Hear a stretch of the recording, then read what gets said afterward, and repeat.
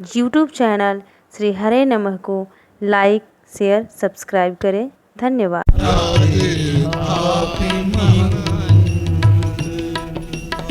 समझाने की कला में बड़े प्रवीण हो, इसलिए तुमको महंत की पदवी पर स्थापित करके, आप भी महंत बने, स्थापित करके महंत बना करके तुमको भेज रहा हूं। ऊपर ऊपर से तो यूं कहते हैं, लेकिन भीतर में सूर श्याम पठवत हैं याते, सूर श्याम पठवत हैं याते। सूरदास जी कहते हैं कि श्याम इसलिए पठा रहे हैं, सूर श्याम पठवत हैं याते, सूर श्याम पठवत हैं याते। होई आवे गो संत ऊधो ब्रज को गमन करो, कोई आवे गो संत ऊधो ब्रज को गमन करो, ऊधो ब्रज को गमन करो, ऊधो ब्रज को गमन करो। सूर श्याम पठवत हैं याते, वहां से होई आवेगो संत। एक दृष्टांत कल्पित नहीं, घटी घटना निवेदन करूं। एक संत हुए हैं श्री परशुराम देवाचार्य जी, श्री निम्बार्क संप्रदाय के। बड़ी अनोखी अनोखी घटनाएं हैं उनके जीवन काल की। ये उन दिनों में इस धरती पर विराजमान थे जब शेर शाह सूरी का राज्य था, जिसने दिल्ली से कलकत्ता तक का जीटी रोड आजकल कहते हैं, अब उसका नाम शेर शाह सूरी पथ भी रख दिया गया है, उनका बनवाया हुआ है। तो उन दिनों में श्री स्वामी परशुराम देवाचार्य जी, एक बात इनके जीवन की घटना बता दूं।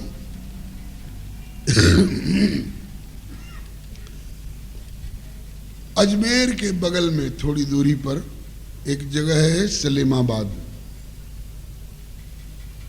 वहीं पर एक यवन फकीर, जिसने कुछ साधना करके कुछ सिद्धि, बहुत तुच्छ घृणा वाली सिद्धि प्राप्त की थी। तो जो संत इधर से खास करके हिंदू कौम वाले संत महात्मा, पुष्कर तीर्थों के गुरु, तीर्थों के राजा प्रयाग और तीर्थों के गुरु पुष्कर, तो पुष्कर जाते तो वहीं से होकर के जाया करते थे, अथवा जो द्वारका जाते तो वहीं से मार्ग था, पैदल का रास्ता था। उन दिनों में रेल और बस की प्रथा थी नहीं। तो उसके आश्रम को खूब सुंदर हरा भरा साफ सुथरा देख करके ठहरते थे, देखते थे कि धूनी लगी हुई है, जाड़े का दिन है तो जरा धूनी ताप लें, तो बैठते थे। आइए आइए विराजिए, बैठिए, तशरीफ लाइए करके बैठा लेता था। फिर कुटिया में जाता था और अपना चिमटा उठा के लाता था और पीछे से वो चिमटा उनकी पीठ में मारता था, और वो चिमटा ऐसे चिपक जाता था कि लगता था कि अब छूटेगा ही नहीं, कोई सिद्धि थी उसके पास ऐसी। तो फिर जब चिपक जाता था चिमटा उस संत की पीठ पर, तब वो खींचता था वो चिमटा, और उनकी खाल चमड़ी उधेड़ते हुए रक्त प्रवाह सहित वो चिमटा हटता था वहां। ऐसे न जाने कितनों की चमड़ी उधेड़ी उसने।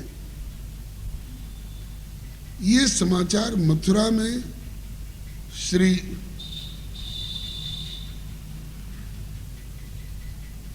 श्री भट्ट देवाचार्य जी अथवा श्री हरिव्यास देवाचार्य जी उनके गुरु जी थे, परशुराम देवाचार्य जी के। ये अथवा इसलिए कहना पड़ रहा है कि मुझे पूरा ध्यान में नहीं है। इनके पास खबर आई कि महाराज हम लोगों का तो अजमेर क्या कहते हैं पुष्कर अथवा द्वारका जाना मुश्किल हो गया है, कितनों की चमड़ी उधेड़ ली है उसने, क्या करें, इससे हम लोगों को इस त्रास से त्राण दिलाई है। तो गुरु जी ने परशुराम देव जी की पीठ ठोकी, बेटा जाओ संतों को त्राण दिलाओ इस विपत्ति से। गए, ये भी ऐसे त्यागी के लिबास में रहते ही थे, केवल एक लंगोटी मुंज का कौपीन वो मेखला जा करके ये भी बैठे, और लोग अनजान में बैठते थे, अरे जानबूझ के बैठे आइए आइए तशरीफ लाइए, वहाँ बैठा दिया। फिर गया कुटिया में, अपनी आदत के अनुसार वही चिमटा उठा के लाया। उसको पता नहीं था कि आज शेर को सवा शेर से पाला पड़ने जा रहा है। उसने वही चिमटा लिया और मारा इनकी पीठ में और चिपक गया। और अब वो चाहे कि खींचे, वो क्या खींचेगा, यही ऐसा खींचा लगा कि 36,000 वोल्ट की बिजली उसके प्राणों को खींच रही है। जैसे दूध पीने के बहाने जहर और दूध समेत पूतना के प्राणों को खींचने लगे थे भगवान श्री कृष्ण, ऐसे उसके प्राणों को जब खींचने लग गए, चिल्लाने लगा, बचाओ बचाओ, मैं तौबा करता हूँ, गुस्ताखी माफ करो, अब से ऐसी गुस्ताखी नहीं करूँगा। कहा कि बेईमान, तुमने घर छोड़ा है, कुछ साधना करी, सिद्धि प्राप्त करी, संतों को और धर्मात्माओं को कष्ट देने के लिए। हिंदू मुसलमान में तो भेद रखता है, खुदा का बंदा अपने को बताता है। दिन में रोजा रहत हो, रात में हनत होगा, ये कबीर जी का दोहा है, फटकारा है गौ हत्या करने वालों को। दिन में रोजा रहत हो, रात हनत होगा, इधर खून उधर बंदगी, क्यों खुश होए खुदा, इससे खुदा खुश हो जाएगा। उपासकों को त्रास देते हो, अरे सबको अपना अपना ढंग से इबादत करने का, आराधना करने का हक है। अब तो लगा त्राय त्राय चिल्लाने। तब स्वामी परशुराम देव जी ने कहा कि तुमने बहुतों की खाल खींची है, इसके बदले में आज मैं तेरा प्राण खींच लूं। कहा कि अब से ऐसी भूल नहीं करूंगा। कहा कि जा, छोड़ दिया, कसम खाई, छोड़ दिया। उसके बाद वो पूरा आश्रम परशुराम देव जी को सौंप दिया। वो गद्दी की परंपरा अब तक चलती आ रही है, वो धुनी अब तक बरकरार है। ये किसकी कथा मैंने सुनाई आप लोगों को? स्वामी परशुराम देव जी की। उन्हीं स्वामी श्री परशुराम देव जी, आप सोच रहे होंगे कि ये सोहम और दासोहम वाले कथा प्रसंग से उठ करके यहाँ कैसे आ गए। केवल परिचय देने के लिए कि वो सामान्य संत नहीं थे, व्यवहार में भी और परमार्थ में भी परम पहुँच वाले महापुरुष थे स्वामी परशुराम देव जी। उनके यहाँ एक ऐसा व्यक्ति पहुँच गया जिसने पहले से ज्ञान मार्ग में सोहम अहम ब्रह्मास्मि की दीक्षा प्राप्त कर रखी थी, और वहाँ खूब कीर्तन भजन और अनुष्ठान, पूजा पाठ, धूप आरती इत्यादि सगुण साकार उपासना का सब चल रहा था। हृदय प्रधान व्यक्ति था वो, और किसी ने उनको ज्ञान मार्ग की दीक्षा दे रखी थी। लेकिन स्वामी परशुराम देव जी के यहाँ पहुँचते ही, जैसे श्री चैतन्य महाप्रभु जी के पास पहुँचते ही लोग, हिंसक लोग भी अपना हिंसक भाव छोड़ करके, जैसे श्री बुद्ध देव जी के पास पहुँच करके अंगुली माल डाकू भी संत हो गया था, इसी तरह से वो बड़े प्रभावित हुए। आगे चलकर उनका नाम हुआ तत्ववेत्ता। तत्ववेत्ता। तो वे यहाँ प्रेम मार्ग की, भक्ति की सगुण साकार दीक्षा पूर्वक भगवान का भजन करने लग गए। जय जय राम कृष्ण हरि, जय जय राम जय राम कृष्ण हरि, जय जय राम कृष्ण हरि, जय जय राम कृष्ण हरि, जय जय राम कृष्ण हरि, जय राम कृष्ण हरि, जय जय राम कृष्ण हरि। भक्तवत्सल भगवान की।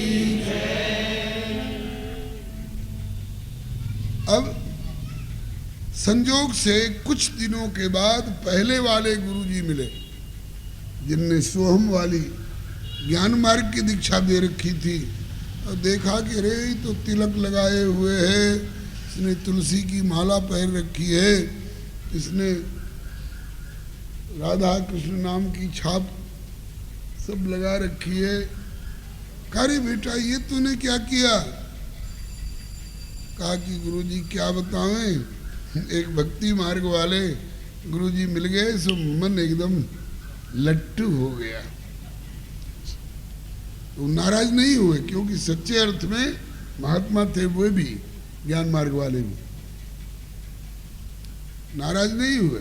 बोले ठीक, एक काम करो बेटा, मेरे एक प्रश्न का उत्तर अपने इस ज्ञान मार्ग वाले गुरुजी बोल रहे हैं, इस प्रेम भक्ति वाले मार्ग के जो तुम्हारे गुरुदेव हैं, इनसे मेरे एक प्रश्न का उत्तर ले आओ। बोले दीजिए प्रश्न। तो न लिख करके कोई प्रश्न दिया, न बोल करके कोई प्रश्न किया, बल्कि एक नया मिट्टी का घड़ा मंगाया कोरा, और उसको जल से लबालब भर दिया और माथे पर धर दिया। बोले ले जा। बोले गुरुजी प्रश्न बताते, सो नहीं, ये घड़ा मेरे माथे पर भर करके धर दिया। बोले बेटा यही प्रश्न है, ये घड़ा और इसका जल जो है यही प्रश्न है।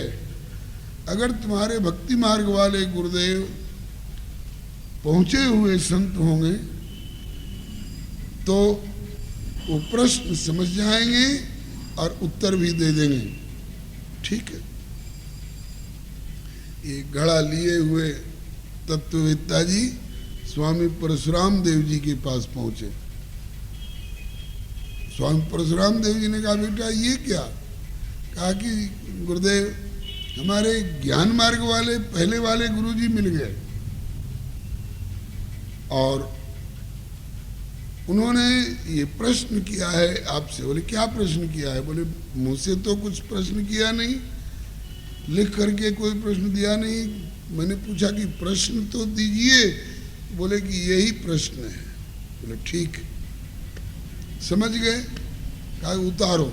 घड़ा उतरवा लिया और घड़ा का जल लिए, जैसे साधारण जल सब जगह का होता है वैसे ही था। ठीक, उसमें से अगर 10 किलो जल उसमें भरता था तो उसमें से 2.5 किलो जल तो निकाल लिया और अब उतना खाली हो गया। जितना जल वाला भाग खाली हो गया उसके बदले में उतना ही चीनी छोड़वा दिया। अब जितना जल निकला उतना चीनी उसमें भर गया, तो फिर घड़ा लबालब भर गया और उसके बाद कहा कि बेटा ले जा।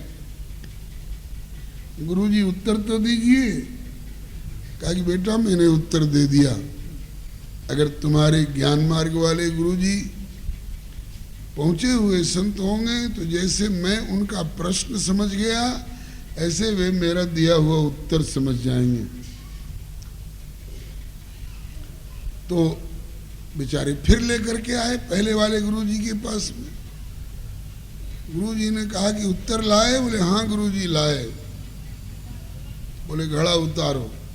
घड़ा उतारा और फिर उसमें से बहुत सुंदर, बेटा तुझे गुरुजी बहुत बढ़िया मिले, मेरे प्रश्न का उत्तर मिल गया, बहुत उत्तम गुरुजी मिले हैं, पहुंचे हुए संत हैं और मैं इस उत्तर से परम संतुष्ट हूं और तुमसे भी परम संतुष्ट हूं। तुम किसी स्थान से नीचे नहीं गिरे हो बल्कि उससे और ऊपर उठे, तुम्हारा प्रमोशन हुआ है। अब इनने पका कि गुरुजी आपका प्रश्न वे समझ गए और उनका उत्तर आप समझ गए, मेरी समझ में आया नहीं कि प्रश्न क्या था आपका और उत्तर उन्होंने क्या दिया, ये हमको भी समझा दीजिए। तब उन गुरुजी ने श्री स्वामी परशुराम श्री हरे नमः गुरुजी ने, पहले वाले गुरुजी ने कहा कि बेटा मैंने घड़ा तुम्हारे सिर पर जल से भर करके रख दिया था, उसका मतलब ये था कि जैसे ये घड़ा को जल से लबालब भरा गया है, ऐसे इस शिष्य रूपी घट को मैंने ज्ञान रूपी जल से लबालब भर दिया था। आपने कौन सी विशेषता इसमें ला दी जो आप इसके गुरु बन बैठे, गुरु कहला गए? ये मेरा प्रश्न था। शिष्य रूपी घड़े में मैंने ज्ञान रूपी जल लबालब भर दिया था, इसमें आपने कौन सी विशेषता डाल दी जो आप इसके गुरु की संज्ञा प्राप्त कर गए? ये मेरा प्रश्न था बेटा। गुरुजी उन्होंने उत्तर जो दिया वो बोले कि उन्होंने ये उत्तर दिया कि आपके शिष्य रूपी घड़े में आपका भरा हुआ दिया हुआ ज्ञान रूपी जल लबालब भरा हुआ था, लेकिन वो जल फीका था। मैंने उस जल को बिगाड़ा नहीं है, मैंने उसका फीकापन दूर करके और उसमें भक्ति की मिठास घोल दी है।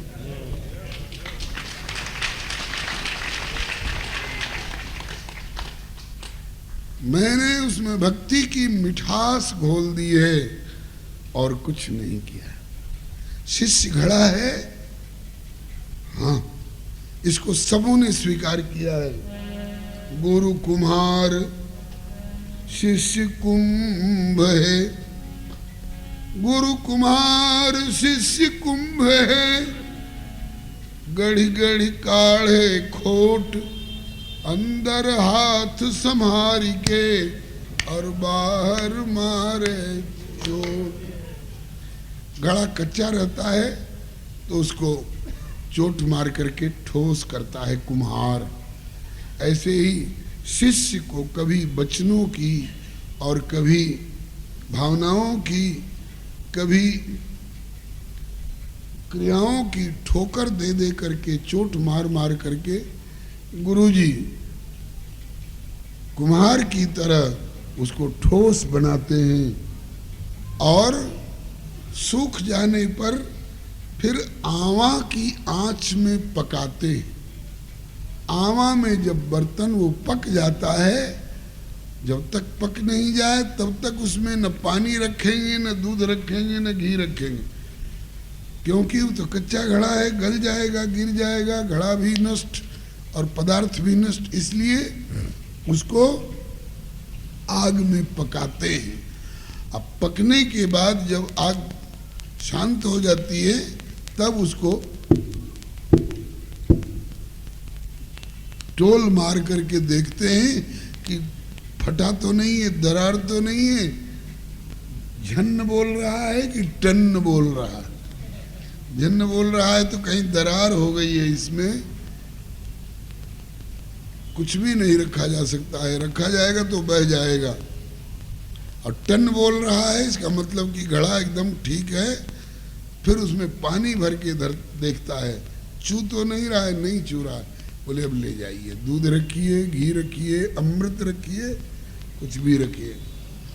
इसी तरह से गुरु कुम्हार शिष्य कुंभ है, गढ़ी गढ़ी काढ़े खोट, अंदर हाथ संहार के तब बाहर मारे चोट। इसके बाद जेहि घट बिरह अवा अग्नि, भगवान का विरह आग का काम करता है। जेहि घट बिरह अवा अग्नि, वही परिपक्व भय सुभाय, वाही घट में नंददास प्रेम अमीय ठहरा। शिष्य घड़ा है तो साबित हुआ ना। और उसमें गुरुजी ने जल जो भर रखा था, वो जल क्या है? विमल ज्ञान जल, मानस की चौपाई है, ज्ञान जल है। विमल ज्ञान जल जब सो नहाई, विमल ज्ञान जल जब सो नहाई, विमल ज्ञान जल जब सो नहाई, ज्ञान जल जब सो नहाई। ज्ञान रूपी जल में जब वो तरबतर सराबोर लबालब हो जाए, तब तब रहे राम भगति उर छाई, तब रहे राम भगति उर छाई, तब रहे प्रेम भगति उर छाई। तब रहे प्रेम भगति उर छाई। शिष्य घड़ा है, ये तो कबूल कर लिया, और उसमें ज्ञान रूपी जल गुरुदेव के द्वारा भरा हुआ, ये भी स्वीकार कर लिया। अब भक्ति मिठास है, वो चौपाई पढ़ लीजिए। प्रेम भगति जो बरनी न जाई, भगति जो बरनी न जाई, सोई मधुरता वही चीनी है, वही मिठास है। प्रेम भगति जो बरनी न जाई, भगति जो बरनी न जाई, सोई मधुरता सोई शीतलताई, सोई मधुरता सोई मधुरता सो शीतलताई, सोई मधुरता शीतलताई। बेटा ये उत्तर दिया है उन्होंने कि हे स्वयं वाले गुरुदेव, आपने अपने इस तत्ववेत्ता नाम के शिष्य रूपी घड़े में ज्ञान रूपी जल जरूर भर रखा था, और मैंने उसको बिगाड़ा नहीं है। मैंने केवल प्रेम भगत जो बरन न जाई, सोई मधुरता सुशीतलताई, मैंने उसमें भक्ति की मिठास घोल दी है और कुछ नहीं किया है। तो ये सुनाने का मतलब क्या है? बृहस्पति रूपी कुम्हार गुरु जी ने अपने उद्धव रूपी घड़े में, उद्धव नामक शिष्य रूपी घड़े में ज्ञान रूपी जल भर रखा था, लेकिन अब तक वो फीका जल था। अब ठाकुर चाह रहा है कि इसको प्रेम भक्ति वाले गुरुदेव के पास भेज करके, वो गुरुदेव कौन है? राधा रानी, वो श्री किशोरी जी हैं, वो जगत जननी श्री जी हैं, उनके पास भेज करके और इसमें भक्ति की मिठास घोल दूं, इस नियत से अब वो पंक्ति फिर गा लीजिए। सखा प्रवीण हमारे हो तुम, याते थापि महंत। सखा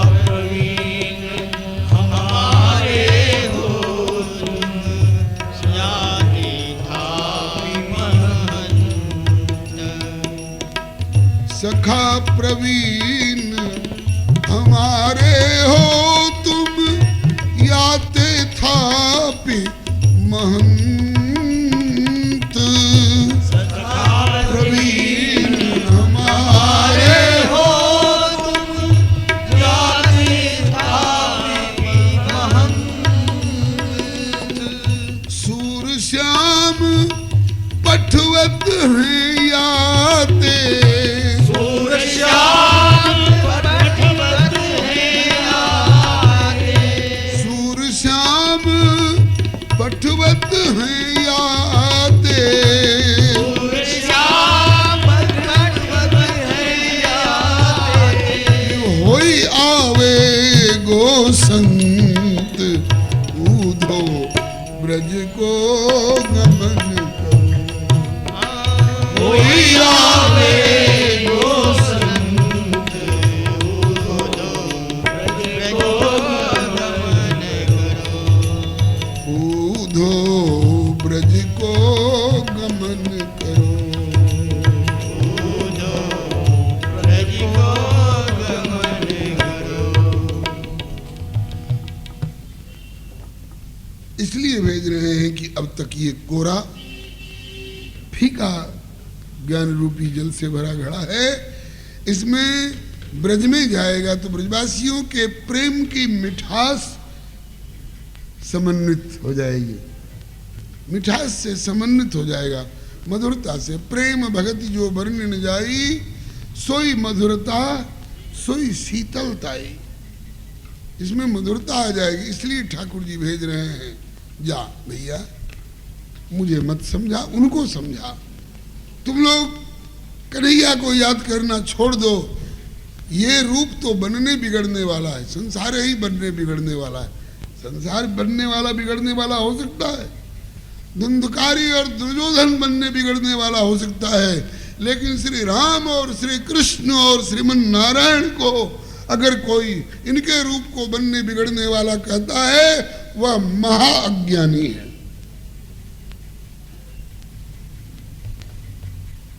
बहुत लोग ज्ञान के गुमान में श्री राम कृष्ण को भी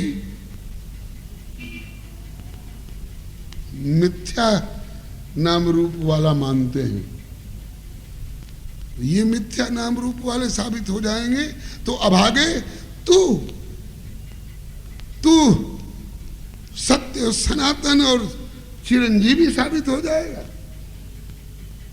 तेरे जैसे कितने आए पैदा हुए, हजारों शहंशाह हुए इस जगत में, गए कूच कर जिनको जाते न जाना, किसे देख दिल तू हुआ है दीवाना, किसे देख दिल तू हुआ है दीवाना। श्री राम श्री कृष्ण को जो नश्वर नाम रूप वाला बताता है वो बड़ा भारी अभागा है, स्वयं भी धोखे में है, औरों को भी धोखे में डाल रहा है। आइए, श्याम सुंदर ने उद्धव जी से कहा कि जाओ उनको समझाओ, वे नाम रूप रहित और सौशील्य वात्सल्य कारुण्य सौहार्द ज्ञान वैराग्य ऐश्वर्य माधुर्य से इन गुणों से भी रहित अगर कोई ब्रह्म हो तो उसका उपदेश उनको करो, उनमें मन लगावें और इस सगुण साकार कन्हैया से मन हटा लें तो ये सगुण साकार कन्हैया भी उनसे अपने मन को हटा लेगा। ऐसा कह करके भेज रहे हैं, जा जाओ गच्छुद्धौ व्रजम सौम्य पित्रोर्नौ प्रीतिमावह गोपीनां मद्वियोगाधीं मत्संदेशैर्विमोचय। मेरा संदेश सुना करके और उनको उस कष्ट से विमोचन करो। भैया जाओ,